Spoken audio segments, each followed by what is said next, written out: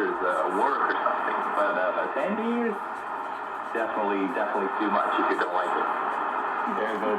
There has been this, just like football, Argentina and Brazil had this rivalry going back decades, Pele versus Maradona. And in China, academically, there has been this rivalry between Beida and Tsinghua. And let me ask you, David, you're from Beida, right? Yeah, I'm doing my PhD in Tsinghua University right now. But your China story updated way back to 17. You first studied Chinese. What made you get interested in China and the Chinese culture? Why did I get interested in Chinese culture? I think it's a really difficult question for me. Because if you like something, you don't have to have a reason for that. I just like Chinese. When I was in my city and I just on my way from my primary school home, I just thought, why don't you learn Chinese? And that was so random. It must be a trigger, like a book that you came across, or music, or dance, or the Chinese calligraphy. What was it? I would say that just was Chinese characters. Chinese characters are so fascinating. So if you compare the Chinese characters with letters from other countries, there was something magical in it, and you cannot help but wonder what is it behind that.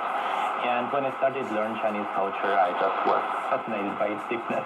And I got to China in 2011 and stay here like that. Many of you, actually, all of you, speak very good Chinese, fluent Chinese, which is always amazing to see as a native speaker. It's inspiring to see someone learning our language as well as we do.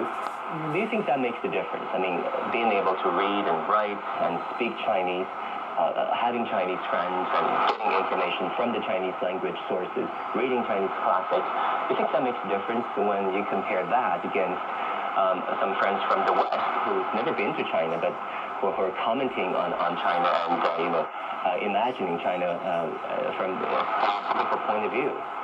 Absolutely, because cultural shock is a big thing. For me, before I came to China, I could already speak Chinese, so my cultural shock would not be compared to someone who doesn't speak any Mandarin, who hasn't come in contact with China or the Chinese people before stepping into China. So, speaking Mandarin or being exposed to the culture before coming actually is a big step. It helps a lot when it comes to the relationship and exchange of information. Victor, on the broader side of things, China has been on this path towards modernization. At the